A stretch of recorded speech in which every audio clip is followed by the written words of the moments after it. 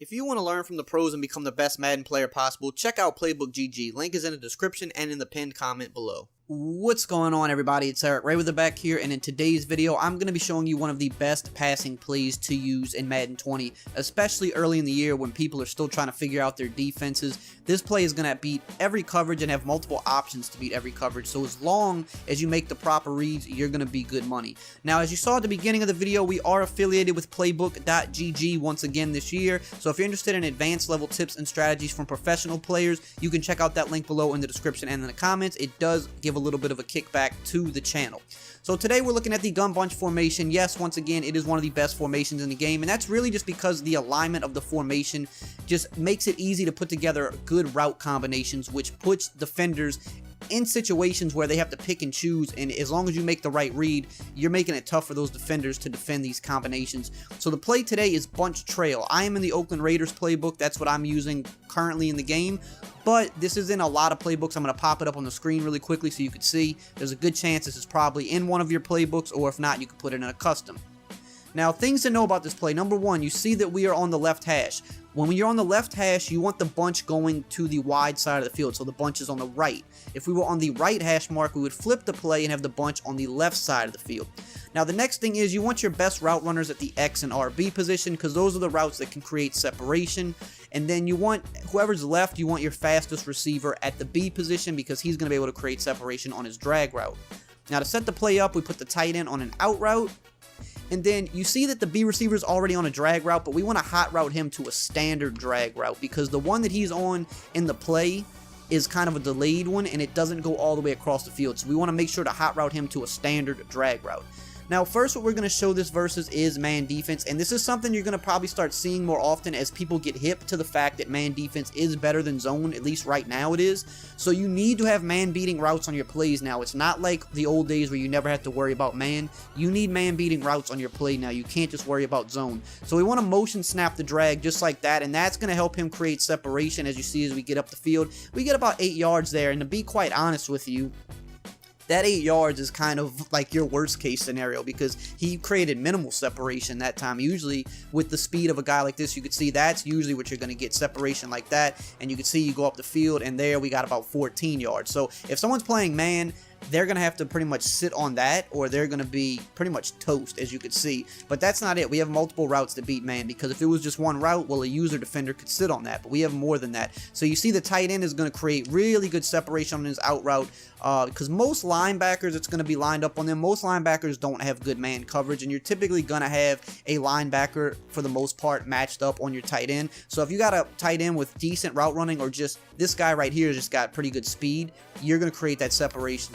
Now, the corner route on this play, I usually don't look to it when I notice that it's man. It can definitely create separation, but it's kind of hit or miss. Sometimes it gets bumped to the inside, and it doesn't really create the separation. So I don't typically look to that, because I have the drag and the out route that's going to create great separation. And then I have the post route that's going to always get inside leverage. As long as you have a good receiver here and you just pass lead it to the inside, that's what's going to happen pretty much every time. You're just going to get a big gain out of it. Sometimes you can get a one-play touchdown, like you can split the safeties, but we do have Earl Thomas back there who has a zone ability, which means he kind of breaks on the ball a little bit easier. So it's kind of hard, because you got to like lead it away from him. But you see there, one play touchdown against man, because we had a good route runner there. You definitely want your best receiver there, because he's going to toast man coverage, and you're going to, with a play like this, you're going to get people out of man coverage, and that's what you want to do. You want to get them running zone, because zone is so much easier to actually beat this year. So let's start looking at some zone coverage plays. So first, we're going to look at a standard. Well, actually, we have to back out because they don't have a cover 3 in the audibles here. So we're going to, repick the play, come out in a standard cover 3, because cover 3 is probably the zone, coverage shell that you're going to see the most. Because cover 2, honestly, like, people are going to start to find out very quickly that cover 2 isn't great. A lot of people are going to run cover 2 early because it's what they know, but cover 2 is definitely not that good this year. Cover 3 is probably the best thing to do in terms of if you want to play zone, but we're going to show you here. So we have standard cover 3, right? Now, this is what you could do against standard cover 3. So, of course, again, you always want to look to your drag first. If your drag is there, you take it, especially this year because you have the pass rush being a lot better this year. So, one thing that's going to separate good players from average players are the players that are not scared to take their checkdowns, to take their flat routes, to take their drags. As long as a user defender isn't sitting on this, you want to take your drag if it's there every time. You don't want to wait for that 20, 25-yard route because if you do, you're going to take a lot of sacks or you're going to get hit as you throw, and that could lead to interceptions.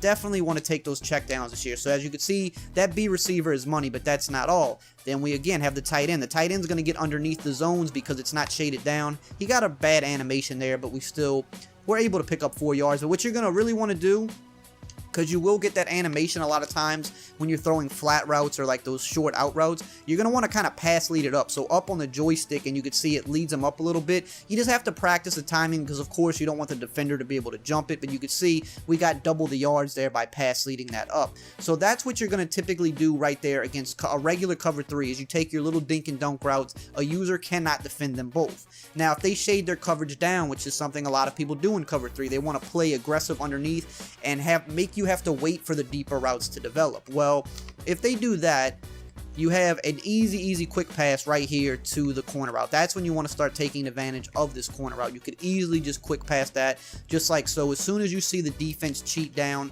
that's where you want to go. You want to quickly just hit it. Like you can see, all right, they're playing aggressive. All right, we're going to hit this, and you can see you can actually get some extra yards after the catch, especially if you have a faster receiver there. Sometimes you can beat that cornerback to the outside and turn it upfield a little bit.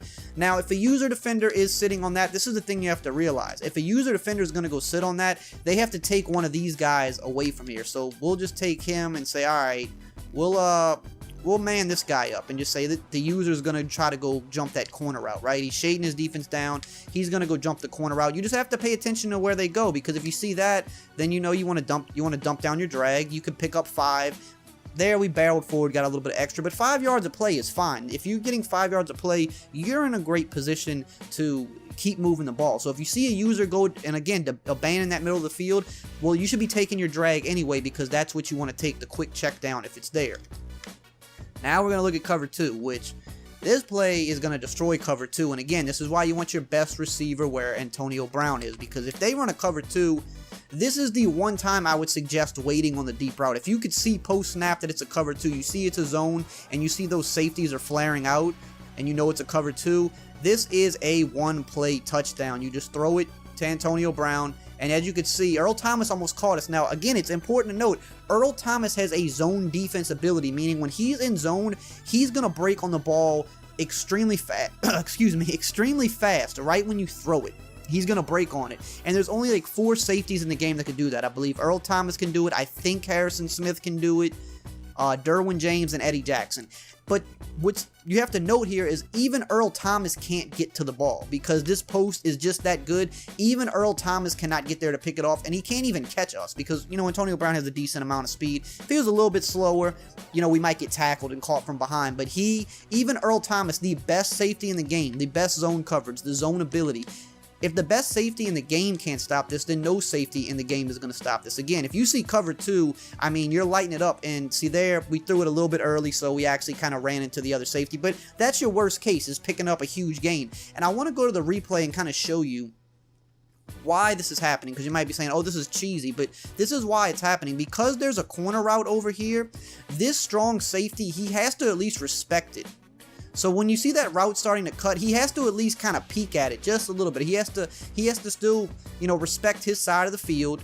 And then once he sees that this is kind of like it's coming under, and you can see, okay, the cornerback right here, he's going to be able to take it now.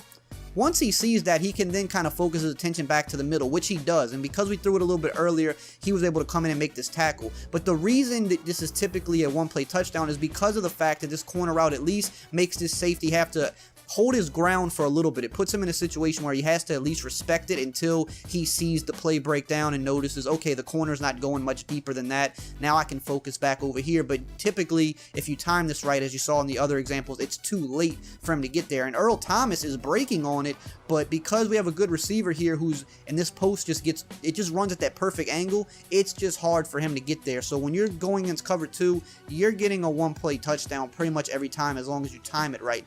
Now, you know, let's say maybe they drop somebody back there, right? Maybe they drop their middle linebacker back there, because some people will do this, right? They'll take this guy, drop him back like so, kind of back him up a little bit to take that away, or they'll go user it, and that's fine. That's what a good player should do. But then again, you still have things you can do. Again, you can hit this underneath. Again, he got that weird animation. You really need to pass lead it up, or else you're going to kind of get stuck at like that 4-yard spot, which isn't the worst thing in the world. 4 yards of play is still fine, but you obviously want to get a little bit more than that. So like again, once you see that it's a cover 2, you can just kind of pass lead this up, and you see now you're getting more about 8 yards, and that's way better because you're getting about double the yardage there. So you have that, of course, and then again, you're still going to have the drag. The drag is always an amazing option versus standard cover 2. So you see as it's coming across, you could hit it, you turn it upfield. Again, you know, we're getting about 8-9 yards there. Very easy. And the thing is, if they run the cover 2 where they actually drop this guy back, which some people will do, then you can honestly just hit the drag route even sooner if you want to. It's really just up to you. So you can see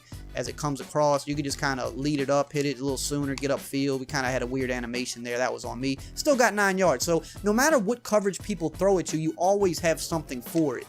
Now, if they were to shade their coverage down, most people don't do this with a cover 2 because it's just too risky. Again, you already have the post, but if they were to shade down, then of course you have the corner route wide open as well if they wanted to shade down and play hard flat. So it's one of those things you're probably not going to see people play hard flat cover 2 coverage, but if they do, then you know that you have the corner route wide open. As you can see, if the corner jumps down on that out route, you know you can go to that all day. So those are the most popular typical coverage shells you're going to see in the game, and this play does a great job at beating all of it. It's just up to you to make the right read. Remember to take your check down when it's there, and you will be money with this play. I hope you enjoyed this video and found it helpful. If you did, as always, you know the drill. Just like, comment, subscribe, and I will see you guys next time.